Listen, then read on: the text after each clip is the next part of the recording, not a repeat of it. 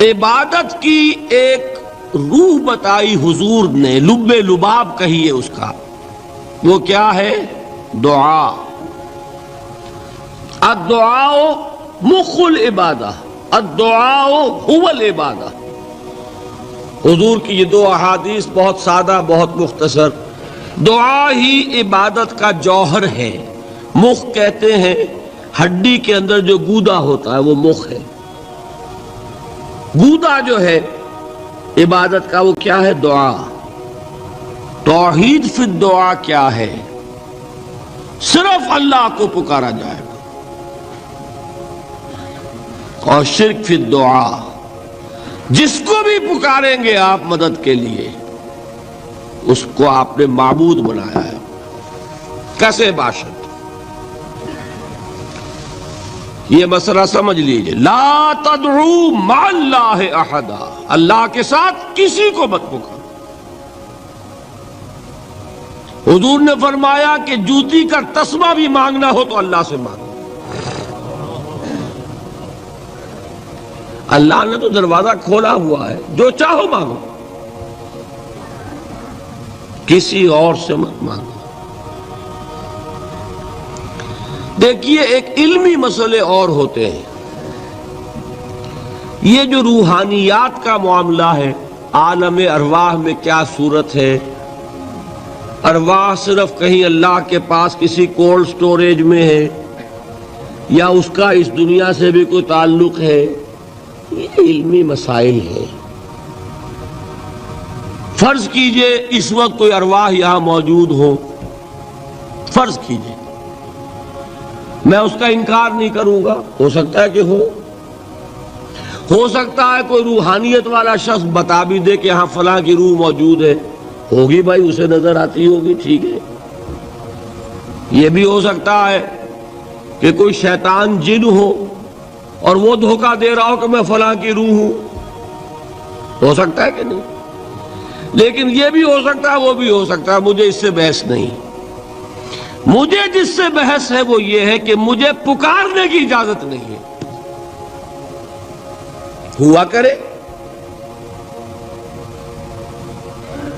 کسی کی روح موجود ہو، ہوا کرے، مجھے میرے رب کی اجازت نہیں ہے کہ میں اسے پکاروں۔ مدد مانگوں گا اللہ سے، دعا کروں گا اللہ سے، استغاثہ کروں گا اللہ سے، تکلیف کے لیے دہائی دوں گا اللہ کی۔ اب اللہ جس سے چاہے کروا دے، کسی روح کو بھیج دے، کسی فرشتے کو بھیج دے، مجھے کیا ہے؟ مجھے آم کھانے ہیں، پیڑ نہیں گننے۔ فلاں روح نے آگے کام کر دیا، کرے بھائی، میرا کام بننا چاہیے۔ اور فرشتہ آ گیا، اس نے کام بنا دیا، کرے، مجھے کیا غرض ہے اس سے؟ میرا کام بننا چاہیے۔ میرا مسئلہ یہ ہے کہ مجھے پکارنا ہے صرف اللہ۔ اللہ کو اس کی بھی قدرت ہے، کسی کو نہ بھیجے، نہ کسی روح کو بھیجے، نہ ملائکہ کو بھیجے، بغیر کسی کے جو چاہے کر دے۔ اللہ کا مرضی ہے، وہ چاہے کسی روح کو بھیج دے، کسی فرشتے کو بھیج دے، مجھے اس سے غرض ہی کوئی نہیں۔ مجھے تو اپنی تکلیف کا دور ہونا مطلوب ہے، اس کے لیے میں پکاروں گا۔ سمجھ رہے؟ دیکھیے میں سادہ ترین کر رہا ہوں مسئلہ۔ عبد القادر جیلانی کی روح یہاں ہے یا نہیں؟ حضور کی روح انور یہاں ہے یا نہیں؟ یہ تو علمی مسئلہ ہو گیا نا۔ یہ فرشتے یہاں ہے کہ نہیں؟ کوئی اختلاف ہے؟ میں پکار سکتا ہوں اسے کہ بھائی ذرا میرا کام کر دینا ہے؟ یہ کروں گا تو شرک۔ موجود ہیں کرامن کاتبین ہے کہ نہیں؟ موجود ہونا نہ ہونا یہ مسئلہ علمی، جو اصل میں شرک سے متعلق مسئلہ ہے وہ یہ ہے کہ پکارنے کی اجازت نہیں۔ دیکھیے حضور کی ایک حدیث ہے، اور یہ ایک ہمارے لیے خوشخبری ہے۔ آج 8واں دن ہے، آپ اپنی نیند کا کی قربانی دے رہے ہیں، آ رہے ہیں، سن رہے ہیں۔ یہ حدیث بھی سن لیجئے، بشارت والی حدیث ہے۔ مجتمع قوم فی بیت من بیوت اللہ، نہیں جمع ہوتے کچھ لوگ اللہ کے گھروں میں سے کسی گھر میں۔ اس کا مصداق اول تو مسجد ہوگی، لیکن تقریباً تمام محدثین نے مانا ہے کہ صرف مسجد تک محدود نہیں ہے، سب گھر اللہ کے ہیں۔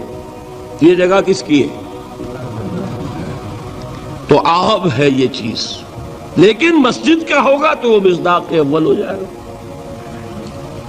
مجتمع قوم فی بیت من بیوت اللہ یتلون کتاب اللہ ویتدارسونہ بینہم،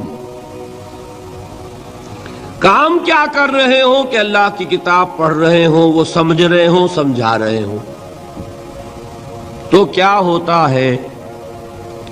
الا نزلت علیہم السکینہ، ان پر اللہ کی طرف سے سکینت کا نزول ہوتا ہے۔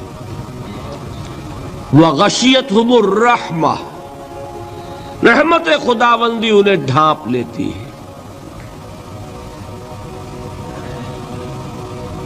وحفتہم الملائکہ، فرشتے ان کے گرد گھیرا ڈال لیتے۔